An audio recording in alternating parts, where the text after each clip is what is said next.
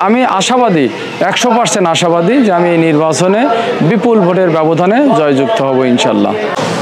দর্শক, হাত ছোঁয়া দূরত্বে যশোর সদর উপজেলা পরিষদ নির্বাচন, এতে চেয়ারম্যান পদে প্রতিদ্বন্দ্বিতা করছেন আওয়ামী লীগ ও অঙ্গ সংগঠনের নবীন প্রবীণ নেতারা।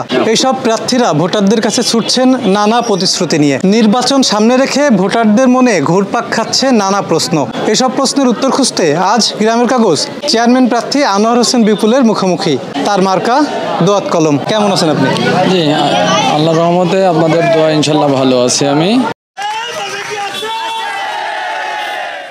আমার প্রথম কাজ হবে একটি মাস্টার প্ল্যান করা এবং সেই প্ল্যান অনুযায়ী যশোর সদর উপজেলাকে বাংলাদেশের প্রথম স্মার্ট উপজেলা হিসেবে রূপান্তর করবার।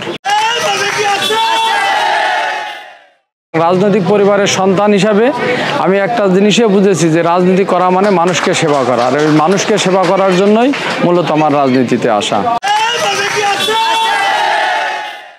যখন আমি ভাইস চেয়ারম্যান হিসেবে দায়িত্ব পালন করেছি এবং ভারপ্রাপ্ত চেয়ারম্যানের দায়িত্ব পালন করেছি, তখন কিন্তু আমি সর্বস্তরের মুরব্বীদের সঙ্গে নিয়ে অর্গানাইজ করেছি, অর্থাৎ সকল স্তরেই কিন্তু আমার বিচারণটা ছিল এবং তাদেরকে সুসংগঠিত করে আমি এই নির্বাচনে অংশগ্রহণ করছি এবং আমি আশাবাদী 100% আশাবাদী যে আমি এই নির্বাচনে বিপুল ভোটের ব্যবধানে জয়যুক্ত হব ইনশাল্লাহ। আসলে এই প্রশ্নটার উত্তর দেওয়াটা অনেক কঠিন, তারপরেও যশোরের রাজনীতি দুইটি ধারায় বিভক্ত। সেই দুইটি ধারার ভিতরেই আমি মনে করি আমাদের প্রতিপক্ষ যে ধারাটি আছে সেই ধারার প্রার্থী হয়তো প্রতিদ্বন্দ্বী প্রার্থী হিসেবে আবির্ভূত হতে পারে। দক্ষিণ এশিয়ার সর্ববৃহৎ সংগঠন বাংলাদেশ আওয়ামী লীগ, সেখানে অনেক মতভেদ পার্থক্য থাকবে এবং এই নির্বাচনে দেখেছেন যে অন্য দল আসছে না, সুতরাং আমাদের দলের ভিতরেই সবাই প্রার্থী হয়েছেন যশোরে বঙ্গবন্ধুর আদর্শকে প্রতিষ্ঠিত করবার এবং জননেত্রী শেখ হাসিনার যে নেতৃত্ব আছে, যে নির্দেশনা আছে স্মার্ট বাংলাদেশ রূপান্তর করবার। সেই ক্ষেত্রে সদর উপজেলা আওয়ামী লীগ উপজেলাকে আমি স্মার্ট উপজেলা রূপান্তর করবার জন্য দলকে সুসংগঠিত করবার অবশ্যই চেষ্টা করব।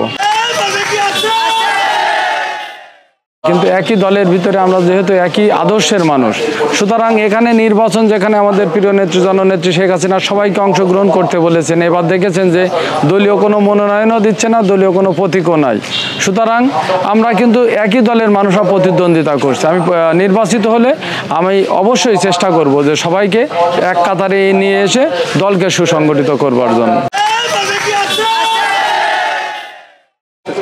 আমরা যেহেতু রাজনীতি করি সেহেতু অবশ্যই বলবো যে গণমানুষের নেতা হওয়ার চেষ্টা করা, কিন্তু আপনি গণমানুষের নেতা হলে অবশ্যই মানুষের কিছু চাওয়া পাওয়া থাকে, সেই ক্ষেত্রে কিন্তু তাদের সেবা করার কিংবা তাদের আশা আকাঙ্ক্ষা পূরণ করবার কিংবা এলাকার উন্নয়ন করবার, সেই জন্য আপনার একটি চেয়ার প্রয়োজন।